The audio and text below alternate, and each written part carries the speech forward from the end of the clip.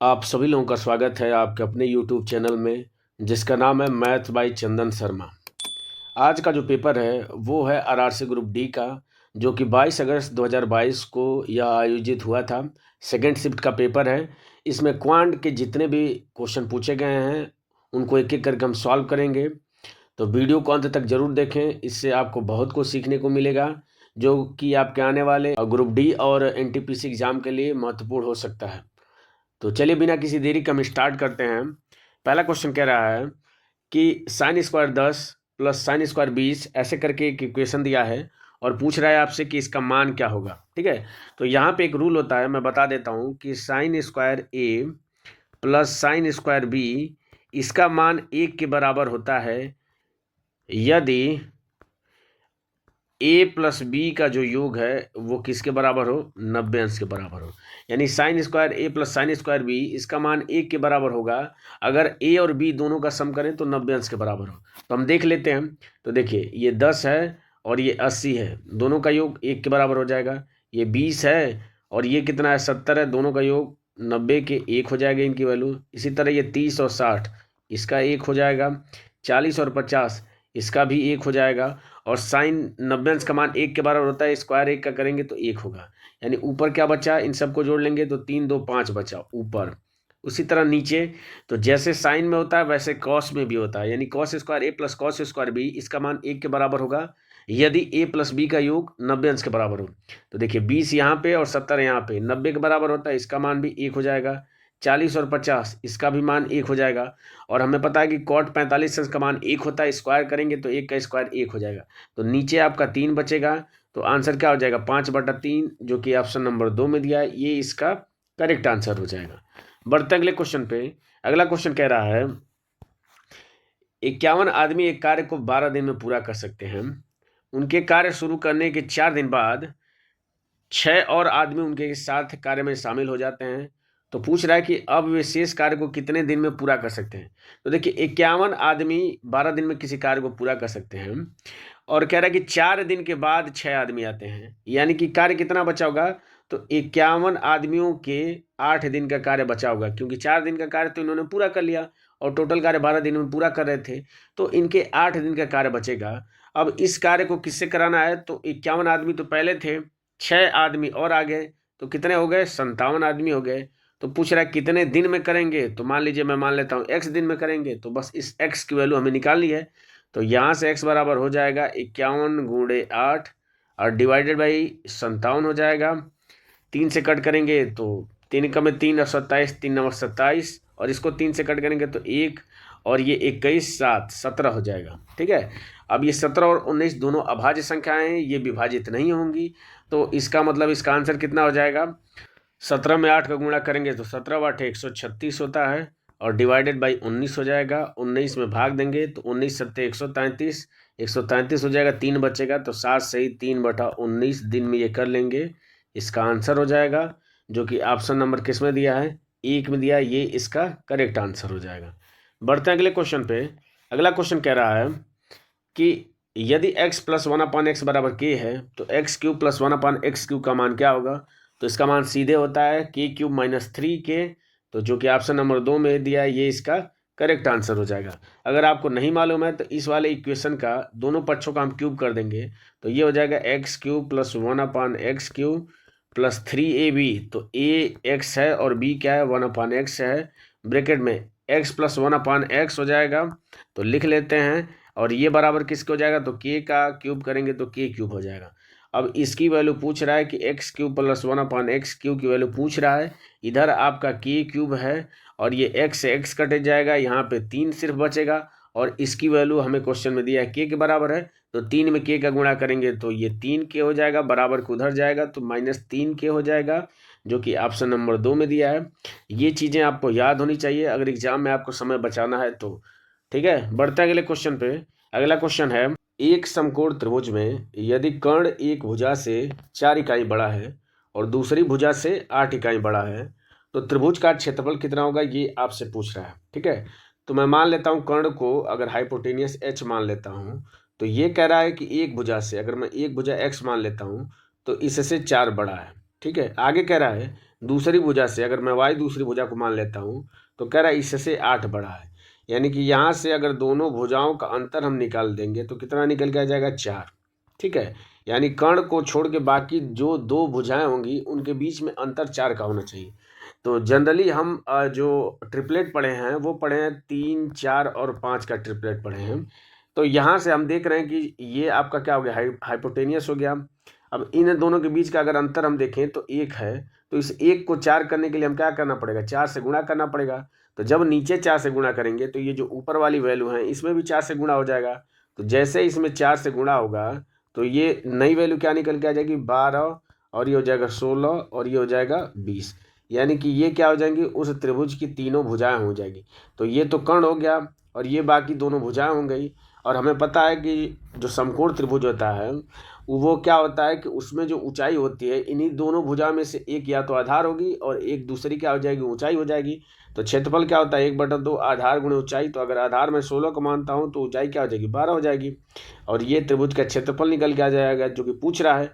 तो 2 से कट करेंगे तो कितना हो जाएगा, 2 6 के 12, और 16 में 6 का गुणा करेंगे तो कितना आ जाएगा, 96 वर्ग इकाई क्या हो जाएगा, इसका क्षेत्रफल हो जाएगा। जो कि ऑप्शन नंबर किस में दिया है, ऑप्शन नंबर 1 में दिया है। ये इसका करेक्ट आंसर हो जाएगा। ठीक है, ये सबसे इस क्वेश्चन को करने का बेस्ट तरीका है कि आप कोई सा भी ट्रिपल ले लीजिए और उसके बाद से उसके बीच का जो अंतर है दो भुजाओं में वो बराबर करके, और उसके बाद से आप त्रिभुज के क्षेत्रफल का जो सूत्र है उस पर रख दीजिए, डायरेक्ट आपका आंसर निकल के आ जाएगा। बढ़ते हैं अगले क्वेश्चन पे। अगला क्वेश्चन कह रहा है कि किसी बेलन का आयतन आपको दिया है 5500 मीटर क्यूब। यदि बेलन की ऊंचाई 70 मीटर है तो इसका व्यास ज्ञात करना है। तो व्यास ज्ञात करने के लिए सबसे पहले हम त्रिज्या ज्ञात कर लेंगे। तो हमें पता है कि बेलन का जो आयतन होता है वो होता है पाई आर स्क्वायर इंटू एच होता है। वैल्यू रख दीजिए। तो पाई की वैल्यू है 22/7 इंटू आर की वैल्यू आपसे पूछ रहा है तो आर स्क्वायर इंटू एच की वैल्यू आपको दिया है 70 मीटर, और ये आयतन किसके बराबर दिया है, तो 5500 के बराबर दिया है। अब बस इसको सिंप्लीफाई कर लेंगे तो ये देखिए आपका ये 0 से 0 कट जाएगा, 7 से 7 कट जाएगा, 11 से कट करेंगे तो 11 दूना के 22, 11 पचे 55, 50 हो जाएगा। 2 से कट करेंगे तो 25 बार जाएगा। तो यहाँ से आर स्क्वायर की वैल्यू 25 आ गई। तो यहाँ से आर की वैल्यू क्या निकल के आ जाएगी, इसका रूट लेंगे 25 का तो 5 हो जाएगा। चूँकि लंबाई है इसलिए पॉजिटिव लेंगे। तो पूछ रहा है आपसे व्यास, तो व्यास बराबर होता है 2 गुणे त्रिज्या। तो यहाँ से 5 का 2 गुना करेंगे तो 10 इसका क्या निकल के आ जाएगा, व्यास, जो कि ऑप्शन नंबर 1 में दिया, ये इसका करेक्ट आंसर हो जाएगा। बढ़ते हैं अगले क्वेश्चन पे। अगला क्वेश्चन कह रहा है कि 4.222 करके दिया है, इसको तुल्य भिन्न के रूप में निरूपित कीजिए। तो मैं इस तरह के क्वेश्चन आपको बता चुका हूँ। अगर आपको नहीं पता है कि इसको कैसे लिखते हैं तो आप इस चैनल के प्लेलिस्ट में जाके चेक कर सकते हैं, और मैंने इस पे बहुत सारे क्वेश्चन भी बताए हैं। तो इसको हम लिख सकते हैं 4.2 के ऊपर बार, और मैंने बताया है कि जितनी संख्या होती है पहले संख्या लिख लेते हैं, जिसके ऊपर बार नहीं होता है उसको घटा देते हैं, और जितने संख्या के ऊपर बार होता है उतनी बार 9 लिख देते हैं। तो चूंकि 1 के ऊपर बार है तो 1 बार 9 लिख देंगे। तो 42 में से 4 घटाएंगे आपका 38 हो जाएगा, 38/9 इसका आंसर हो जाएगा, जो कि ऑप्शन नंबर 4 में दिया है, ये इसका करेक्ट आंसर हो जाएगा। बढ़ते हैं अगले क्वेश्चन पे। अगला क्वेश्चन कह रहा है सरल कीजिए 3 ब्रैकेट में 3x - 2 और प्लस x ब्रैकेट में 4x डिवाइडेड बाई 2 प्लस 15 - 12। इसको सॉल्व करके आपको बताना है।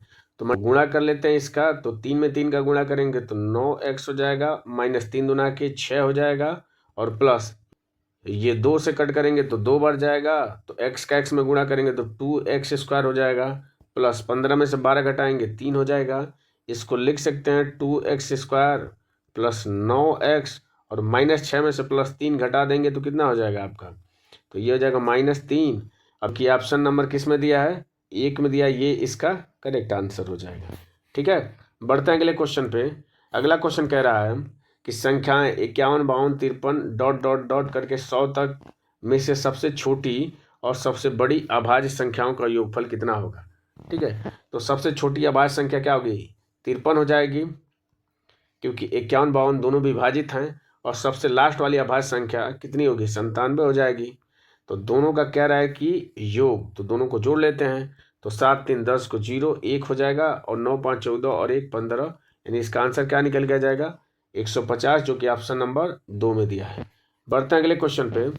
अगला क्वेश्चन कह रहा है कि दो संख्याओं का अनुपात 5:3 है, यदि संख्याओं का अंतर 54 है तो छोटी संख्या ज्ञात करिए। तो मैं मान लेता हूँ कि संख्याएं हैं वो 5 और 3 है, तो इनके बीच का अंतर 2 है। इस 2 की वैल्यू क्वेश्चन में 54 दिया है। यहाँ से 1 की वैल्यू कितनी निकल के आ जाएगी, तो 2 से कट कर देंगे तो 27 निकल के आ जाएगी। और आपसे पूछ रहा है कि छोटी संख्या, तो छोटी संख्या हमने 3 माना है, तो 3 यूनिट की वैल्यू कितनी निकल के आ जाएगी, तो 27 गुणे 3, तो 27 में 3 का गुणा करेंगे तो 81 होता है, जो कि ऑप्शन नंबर 1 में दिया है। ये इसका करेक्ट आंसर हो जाएगा। बढ़ते हैं अगले क्वेश्चन पे। अगला क्वेश्चन कह रहा है किसी समूहीकृत आंकड़े के लिए xi वर्ग चिन्ह है और fi संगत बारंबारता है, तो प्रत्यक्ष विधि द्वारा माध्य x क्या होता है। तो हमें पता है कि माध्य x बराबर होता है कि पहले xi का fi में गुणा करते हैं, ठीक है, यानी कि xi और इंटू हम क्या करते हैं, fi करते हैं, ठीक है। जैसे ही i का मान 1 2 3 होता है वैसे इसका भी मान बढ़ता है और सबको हम जोड़ देते हैं। तो सबको जोड़ते हैं तो इसके लिए समेशन का साइन लगता है और इसमें से ये जो बारंबारता होती है उस पूरी बारंबारता को जोड़ देते हैं, यानी कि समेशन fi लिख देंगे। ये क्या निकल के आ जाता है, तो प्रत्यक्ष विधि द्वारा माध्य x निकल के आ जाता है, ठीक है, जो कि आपके ऑप्शन नंबर 2 में दिया है। ये इसका क्या हो जाएगा, करेक्ट आंसर हो जाएगा। ये डायरेक्ट फॉर्मूला है। अगले क्वेश्चन पे। अगला क्वेश्चन कह रहा है कि x² - 7x + 12 = 0 के मूलों का गुणनफल क्या होगा। मैं द्विघात समीकरण से रिलेटेड जितने भी कॉन्सेप्ट होते हैं, जिस तरीके से क्वेश्चन बन सकते हैं, वो सारे तरीके मैं इस चैनल पे द्विघात समीकरण आप सर्च कर सकते हैं, द्विघात समीकरण बाय चंदन शर्मा, वो लिख के आपको आ जाएगा। और उसमें मैंने पूरा द्विघात समीकरण से रिलेटेड सारी चीज़ें बताई हैं। तो अगर आपको इस टॉपिक में कोई भी दिक्कत है तो आप उस वीडियो को जाके देख सकते हैं। तो हमें पता है कि मूलों का गुणनफल होता है c/a, c की वैल्यू है 12 और यहाँ पे a यानी x² का कोफिशिएंट 1 है, तो आंसर क्या निकल के आ जाएगा, 12/1 यानी 12 हो जाएगा, जो कि ऑप्शन नंबर 3 में दिया है। ये इसका करेक्ट आंसर हो जाएगा। बढ़ते हैं अगले क्वेश्चन पे। अगला क्वेश्चन कह रहा है कि 3 पेंसिल और 5 पेन का जो क्रय मूल्य है वो 81 है, जबकि 5 पेंसिल और 3 पेन का क्रय मूल्य 71 है। तो आपसे पूछ रहा है कि 1 पेंसिल और 2 पेन का मूल्य कितना होगा, ठीक है। मैं मान लेता हूं कि पेंसिल की संख्या क्या है, x है, और पेन की संख्या क्या है, y है। तो पहला क्वेश्चन कह रहा है कि 3x और प्लस 5y, इसकी वैल्यू किसके बराबर है, 81 के। इसको इक्वेशन नंबर 1 मान लेता हूं। दूसरा कह रहा है कि 5 पेंसिल और 3 पेन, इसका मूल्य किसके बराबर है, 71 के बराबर है, ठीक है। ये इसको मैं इक्वेशन नंबर 2 मान लेता हूँ। अब मैं क्या करता हूँ कि पहले और दूसरे को जोड़ देता हूँ। तो जोड़ेंगे तो 5 3 कितना आ जाएगा, ये 8x और 5 3 कितना आ जाएगा, 8y, और बराबर हो जाएगा 1 1 2 और 8 7 15 हो जाएगा। तो यहाँ से x + y की वैल्यू क्या निकल के आ जाएगी, तो दोनों साइड 8 से भाग दे देंगे। तो 152 में 8 से भाग देंगे तो 8 एकम में 8, 7 72, 8 9 72, 19 निकल के आ जाएगा। यानी कि एक पेन और एक पेंसिल का मूल्य आपको निकल के आ गया 19। और आपसे पूछ रहा है कि 1 पेंसिल और 2 पेन का मूल्य। तो यहाँ से हम किसी तरह पेन का मान निकाल लेते हैं और आएगा तो बस इस इक्वेशन में क्या करेंगे, जोड़ देंगे। तो इसमें पेन को निकालने के लिए हमें इस x पेंसिल को हटाना पड़ेगा। तो इस x में क्या करते हैं, हम 3 से गुणा कर लेते हैं। तो इस इक्वेशन में हम क्या करते हैं, 3 से गुणा कर लेते हैं। तो 3 से गुणा करेंगे तो ये हो जाएगा 3x और ये हो जाएगा 3y और ये हो जाएगा 19 दूना 38, 19 3 57 हो जाएगा। अब इस इक्वेशन से इस इक्वेशन को क्या करेंगे, घटा देते हैं। तो ये क्या हो जाएगा, 3x से 3x कैंसिल हो जाएगा और 5y से 3y घट जाएगा तो कितना बचेगा, 2y। और ये 81 में से 57 घटेगा तो 11 में से 7 जाएगा 4 हो जाएगा और 7 में से 5 जाएगा 2 हो जाएगा। यहाँ से y की वैल्यू क्या निकल के आ गई, 12 निकल के आ गई। यानी कि एक जो है पेन का मूल्य 12 निकल के आ गया। और आपसे पूछ रहा है कि 1 पेंसिल और 2 पेन का, और 1 पेंसिल और 1 पेन का मूल्य 19 था और बस इसमें 1 पेन का मूल्य जोड़ देंगे तो 1 पेन और 2 पेंसिल का मूल्य हो जाएगा। तो 19 में 12 जोड़ेंगे तो कितना हो जाएगा, 9 2 11 को 1 और 1 1 2 और 1 3 हो जाएगा, यानी 31 इसका करेक्ट आंसर हो जाएगा, जो कि ऑप्शन नंबर 2 में दिया है। बढ़ते हैं अगले क्वेश्चन पे। अगला क्वेश्चन कह रहा है साड़ी बेचने वाली किसी दुकान पर एक ऑफर के तहत ग्राहकों को 3 साड़ियों की खरीद पर 2 साड़ियां मुफ्त मिल रही हैं। तो पूछ रहा है कि ग्राहकों को मिलने वाली छूट ज्ञात करिए। तो देखिए 2 मुफ्त में साड़ियां मिल रही हैं और 3 यहाँ पे और 2 यहाँ पे, तो टोटल कितनी साड़ियां, तो 5 साड़ियों पे 2 साड़ियां मुफ्त मिल रही हैं। तो आपसे प्रतिशत में पूछ रहा है, तो 100 से क्या करेंगे हम गुणा कर देंगे, तो 5 से कट करेंगे तो कितनी बच जाएगा 20 25 100, और 20 का 2 में गुणा करेंगे तो आंसर क्या निकल के आ जाएगा 40% की छूट हो जाएगी, जो कि ऑप्शन नंबर 3 में दिया है। बढ़ते हैं अगले क्वेश्चन पे। अगला क्वेश्चन कह रहा है 2 अंकों की सबसे बड़ी अभाज्य संख्या के 2 गुने और 3 अंकों की सबसे बड़ी अभाज्य संख्या के 3 गुने का योगफल कितना होगा, ये आपसे पूछ रहा है। तो 2 अंकों की सबसे बड़ी संख्या अभी थोड़ी देर पहले मैंने लिखा है 97 हो जाएगी, और 97 का क्या करना है हमें 2 गुना करना है और इसमें प्लस करना है 3 अंकों की सबसे बड़ी संख्या। तो देखिए 3 अंकों की सबसे बड़ी संख्या होती है 999, ये 3 से विभाजित है तो ये नहीं होगा। 998 लास्ट में 8 है तो 2 से विभाजित हो जाएगा। 997 किसी भी संख्या से नहीं विभाजित होगी, तो 3 अंक की सबसे बड़ी संख्या क्या हो जाएगी 997, और इसका क्या कर रहा है 3 गुना, तो 3 गुना किसका 997 का। अब इन दोनों का योगफल आपसे पूछ रहा है तो हम निकाल देते हैं। तो देखिए अगर मैं इसको 100 मान लेता हूं तो 100 में 2 का गुणा करूंगा तो 200 हो जाएगा, लेकिन 3 कम है तो 3 दूना के 6 घटा देंगे 200 से तो कितना हो जाएगा 194 हो जाएगा, प्लस 3 का गुणा करेंगे तो 7 21, 2 29 27, 2 29, 29 27 और 2 29, यानी ये हो जाएगा 2991। दोनों को जोड़ लेते हैं तो 4 1 5 हो जाएगा, 9 9 18 को 8 1 हो जाएगा, 9 1 10 1 हो जाएगा, और 2 और 1 कितना हो जाएगा 3, तो 3185 इसका आंसर होगा, जो कि ऑप्शन नंबर 1 में दिया है। बढ़ते हैं अगले क्वेश्चन पे। अगला क्वेश्चन कह रहा है कि सरल कीजिए, आपको दिया है इक्वेशन और पूछ रहा है कि इसको सरल करने के बाद से क्या आंसर होगा। तो हम सरल कर लेते हैं, तो ये हो जाएगा 234, इसको लिख लेते हैं इनटू, अब देखिए 6 और 2 ये 8 हो जाएगा, 8 में 3 का गुणा करेंगे 24 हो जाएगा, माइनस में 24, और 24 में से अगर 8 हम घटा देंगे तो 16 होगा, तो ये माइनस में 16 हो जाएगा, और इसमें प्लस करना है किसका, तो ये करना है 4234 का। तो चूंकि यहाँ पे पहले गुणा है तो इसको सॉल्व करेंगे, तो प्लस और माइनस का गुणा करेंगे तो माइनस हो जाएगा, 16 चौको 64, 6 हो जाएगा, 16 32 16 48, और 6 54 को 4 हो जाएगा, 5 कैरी, 16 दूना के 32, और 32 और 5 कितना हो जाएगा 37 हो जाएगा। अब इसमें जोड़ना है कितना 4234। अब इसको सॉल्व कर लेंगे तो आंसर हो जाएगा, तो 4 में से 4 घटाएंगे 0 हो जाएगा, 13 में से 4 घटाएंगे तो 9 होगा, लास्ट में 90 और सिर्फ ऑप्शन नंबर 2 में आ रहा है, ये इसका क्या हो जाएगा करेक्ट आंसर हो जाएगा। ठीक है, बढ़ते हैं अगले क्वेश्चन पे। अगला क्वेश्चन कह रहा है कि कितने प्रतिशत वार्षिक दर से 1300 रुपये की राशि 5 वर्ष में प्राप्त जो साधारण ब्याज होगा वो 520 होगा। तो 5 वर्ष में प्राप्त होगा तो ब्याज बराबर होता है मूलधन आपका दिया है 1300 गुणे दर, तो ये आपसे पूछ रहा है, और समय आपका दिया है 5 डिवाइडेड बाई 100, तो ये आपका 0 से 0 कट जाएगा, 13 चौको 52, और ये 0 उतर जाएगा, 5 से कट करेंगे तो 8 बढ़ जाएगा, तो यहाँ से रेट क्या निकल के आ जाएगा 8%, जो कि ऑप्शन नंबर 1 में दिया है। बढ़ते हैं अगले क्वेश्चन पे। अगला क्वेश्चन कह रहा है कि संख्याएं पी और क्यू का मध्यानुपाती 8 है, तो निम्नलिखित में से कौन सा युग्म पी और क्यू के मान हो सकता है। ठीक है, तो पी और क्यू का मध्यानुपाती का मतलब होता है √p/q, और इसका मान दिया है 8 के बराबर। तो यहाँ से हम देख लेते हैं कि किसका वर्गमूल करने पे 8 आएगा। तो देखिए 12 × 36, इसका वर्गमूल 8 नहीं होगा तो ये आंसर नहीं होगा, ये हो जाएगा 60, 60 का वर्गमूल 8 नहीं होता है, ये होता है इन दोनों का गुणा करेंगे तो इसका भी वर्गमूल 8 नहीं होगा, तो ये भी आंसर नहीं होगा। या तो आप यहाँ से निकाल सकते हैं कि p/q इन दोनों का गुणनफल 64 के बराबर होना चाहिए। तो देख लेते हैं 64, तो सिर्फ और सिर्फ पहले ऑप्शन का जब गुणा करेंगे 16 में 4 का तो 64 होगा, इसलिए ऑप्शन नंबर 1 इसका करेक्ट आंसर हो जाएगा। बढ़ते हैं अगले क्वेश्चन पे। अगला क्वेश्चन कह रहा है कि निम्नलिखित तालिका एक संगठन के 4 विभागों मानव संसाधन, उत्पादन, विपणन और संचालन के कार्यरत पुरुष और महिला कर्मचारियों की संख्या को दर्शाता है। तो तालिका का अध्ययन करके आपसे कुछ सवाल पूछे गए हैं, उनके उत्तर आपको बताना है।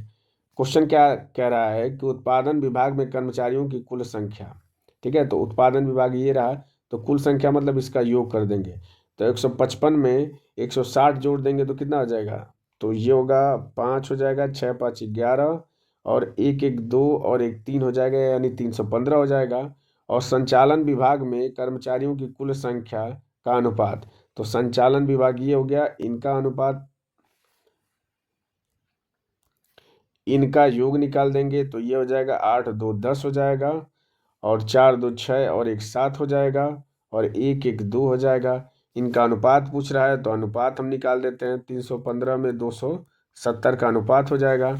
तो ये कट जाएगा आपका, 3 से कट कर लेते हैं तो 3 का में 3 और 3 बचे 15, और इसको कट करेंगे तो 3 9 27, फिर 3 से तो 3 3 9 और 1 3 बचे 15, और ये 30 बार हो जाएगा।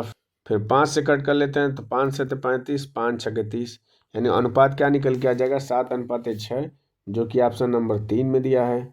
बढ़ते हैं अगले क्वेश्चन पे। अगला क्वेश्चन कह रहा है कि एक वस्तु को 10% लाभ पर बेचने पर विक्रेता 777.7 का लाभ अर्जित करता है। वस्तु का क्रय मूल्य, तो 10% के लाभ का मतलब क्या है कि अगर कोई वस्तु 100 रुपये में खरीद के लाया है तो 10% का लाभ में यानी कि 110 में बेच रहा है।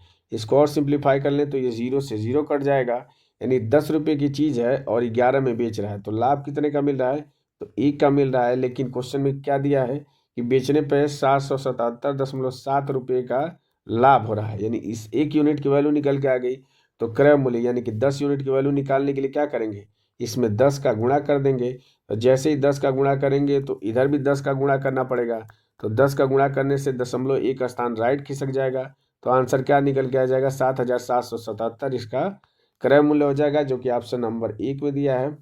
बढ़ते हैं अगले क्वेश्चन पे। अगला क्वेश्चन कह रहा है कि 11 के प्रथम 12 गुणजों का औसत क्या होगा। इस तरह के क्वेश्चन मैं इस चैनल पे करा चुका हूँ, आप जाके जो भी ALP का पेपर है आप उसको चेक कर सकते हैं, उसमें इस तरह के क्वेश्चन कराया है। तो औसत है तो पहला हो जाएगा आपका 11 हो जाएगा, और प्लस अंतिम क्या हो जाएगा 12 गुणजों का, तो 12वां क्या हो जाएगा 11 गुणे 12 हो जाएगा, और पहला और अंतिम इन दोनों को जोड़ के डिवाइडेड बाई 2 कर देते हैं। ऐसा इसलिए करते हैं क्योंकि सारे जो अंक हैं उनके बीच में जो गैप है वो 11 का है, और जब गैप समान रहता है तो औसत निकालने के लिए पहली संख्या और अंतिम संख्या दोनों को जोड़ के बटा 2 से भाग दे देते हैं। तो दोनों में आपका 11 कॉमन है तो 11 ले लेंगे, और यहाँ से 11 घटेगा तो 1 बचेगा, और ये 12 और 1 कितना हो जाएगा, ये 13, और डिवाइडेड बाई 2 हो जाएगा। ऊपर गुणा कर देंगे तो ये हो जाएगा 1 4 3, और इसमें 2 से भाग दे देंगे तो 2 7 14, 2 1 में 2 दशमलव बढ़ा के 1 10, 2 5 10, यानी 71.5 इसका क्या निकल के आ जाएगा औसत, जो कि ऑप्शन नंबर 3 में दिया है। बढ़ते हैं अगले क्वेश्चन पे। अगला क्वेश्चन कह रहा है 70 मीटर त्रिज्या और 140 मीटर ऊंचाई वाले बेलन का संपूर्ण पृष्ठीय क्षेत्रफल क्या होगा। तो बेलन का संपूर्ण पृष्ठीय क्षेत्रफल होता है 2πr ब्रैकेट में h प्लस r। अब बस इस पे वैल्यू रख दीजिए तो ये हो जाएगा 2 इंटू पाई की वैल्यू 22/7 इंटू आर की वैल्यू दिया है 70 मीटर, 70 रख देंगे। ऊंचाई दिया 140 और इसमें 70 जोड़ेंगे तो कितना हो जाएगा 210 हो जाएगा।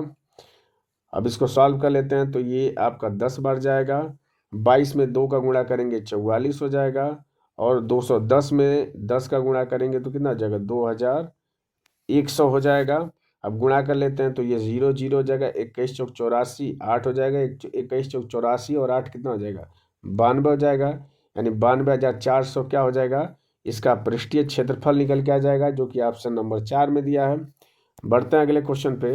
अगला क्वेश्चन कह रहा है कि निम्नलिखित चार्ट एक विश्वविद्यालय के विभिन्न संकायों में पंजीकृत विद्यार्थियों के प्रतिशत को दर्शाता है।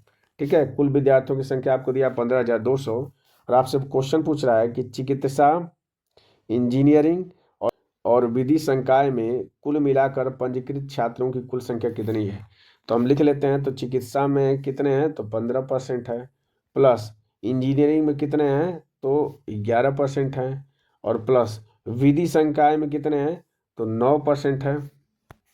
तो लिख लेते हैं, तो इन तीनों को मिलाएंगे तो कितना हो जाएगा तो 11 9 20 और 10 30 और 5 35 हो जाएगा, यानी हमें 35% की वैल्यू निकालनी है। और हमें पता है कि इन सबको जोड़ेंगे तो 100% के बराबर होगा। तो 100% की वैल्यू आपको क्वेश्चन में कितनी दिया है तो 15,200 दिया है। यहाँ से हम 1% की वैल्यू निकाल देंगे तो ये 0 से 0 कट जाएगा। तो जैसे ही 1% की वैल्यू निकाल गए 35% की वैल्यू आपसे पूछ रहा है, 152 में 35 से गुणा कर देंगे तो वो आपका क्या निकल के आ जाएगा आंसर निकल के आ जाएगा। तो 35 दूना के 70 7 कैरी हो जाएगा। अब 35 दूना के 70 दूना के 140 और 140 और 3 70 175 और 75 और 7 कितना हो जाएगा 82 को 2 हो जाएगा, 18 कैरी हो जाएगा। और 35 का में 35 और 10 कितना हो जाएगा 45, और 45 और 8 53 हो जाएगा। 5320 क्या हो जाएगा, इन तीनों को मिलाकर पंजीकृत विद्यार्थियों की संख्या हो जाएगी, जो कि ऑप्शन नंबर 2 में दिया है। बढ़ते हैं अगले क्वेश्चन पे। अगला क्वेश्चन कह रहा है कि आपको दिया है कि ये इक्वेशन दिया है और पूछ रहा है कि इसका मान क्या होगा। तो हमें पता है कि सबसे पहले स्मॉल ब्रैकेट सॉल्व कर दे हैं, तो ये 4 में 2 का गुणा करेंगे 8 हो जाएगा, और 8 में से 10 माइनस करेंगे तो -2 हो जाएगा। अब इस -2 का ये इंटू क्या कर दिया है, 8 में गुणा किया है, तो ये माइनस इसके भी आ गया है और इसके भी आ गया है, दोनों का गुणा करेंगे तो प्लस हो जाएगा, और 8 में 2 का गुणा करेंगे तो कितना हो जाएगा 16 हो जाएगा। और इस 16 में से ये 7 जोड़ देंगे क्योंकि इसके सामने भी प्लस हो गया है, तो 16 में 7 जोड़ेंगे तो कितना हो जाएगा 23 हो जाएगा। तो ये क्वेश्चन निकल के आ जाएगा 4 - 3 और गुणे 23 निकल के आ जाएगा। अब इसको सॉल्व कर लेते हैं, तो 23 में 3 का गुणा करेंगे तो 69 हो जाएगा माइनस में, और 69 में से 4 घटाएंगे तो माइनस में 65 हो जाएगा, जो कि ऑप्शन नंबर 1 में दिया है। बढ़ते हैं अगले क्वेश्चन पे। अगला क्वेश्चन कह रहा है कि x² + 7x + 6 = 0 के समीकरण को के रूप में लिखा जा सकता है, यानी इसको फैक्टराइजेशन करना है, इसका गुणनखंड निकालना है। तो हम लिख सकते हैं x² + 7x को लिख सकते हैं 6x + x लिख सकते हैं, और +6 = 0 दिया है। इसको इन दोनों में कॉमन x ले लेंगे तो x + 6 बचेगा, और इसमें एक कॉमन लेंगे तो x + 6 बचेगा, बराबर 0 के हो जाएगा। दोनों में x + 6 है तो यहाँ से क्या हो जाएगा x + 6 हो जाएगा, और इधर क्या बचेगा, यहाँ पे 1 है तो x + 1 हो जाएगा बराबर 0। ये इसका फैक्टराइजेशन हो जाएगा, जो कि ऑप्शन नंबर किस में दिया है 2 में दिया है। ये इसका करेक्ट आंसर हो जाएगा। बढ़ते हैं अगले क्वेश्चन पे, और ये इस पेपर का लास्ट क्वेश्चन है। क्वेश्चन कह रहा है कि इसका मध्यानुपाती, अभी बताया है कि दोनों का इंटू लेके क्या कर लेंगे, रूट ले लेंगे, तो रूट ले लेते हैं। तो देखिए 16 का रूट करेंगे तो ये आपका 4 हो जाएगा, और 144 का रूट 12 हो जाएगा। 12 में 4 का गुणा करेंगे तो 48 हो जाएगा, और 48 इसका क्या निकल के आ जाएगा, मध्यानुपाती, जो कि ऑप्शन नंबर 1 में दिया है। तो मुझे उम्मीद है कि ये वीडियो आपको अच्छी लगी होगी, इन्फॉर्मेटिव लगी होगी, और ये एक तरफ से जिनकी भी तैयारी हो चुकी है उसके लिए एक तरह से प्रैक्टिस का काम करेगा, क्योंकि इससे रिलेटेड कॉन्सेप्ट मैंने पीछे के जितने भी पेपर कराए हैं उससे बता चुका हूँ। जो भी अलग क्वेश्चन आएगा मैं उसको समय लूँगा, उसके पीछे का जो कॉन्सेप्ट होगा उसको पूरे अच्छी तरीके से बताऊँगा। तो वीडियो में अंत तक बने रहने के लिए आपका धन्यवाद। अगर आप इस चैनल पर पहली बार विजिट किए हैं तो चैनल को सब्सक्राइब करना ना भूलें। मिलते हैं आपसे अगले पेपर में अगली वीडियो के साथ। तब तक के लिए जय हिंद और बाय।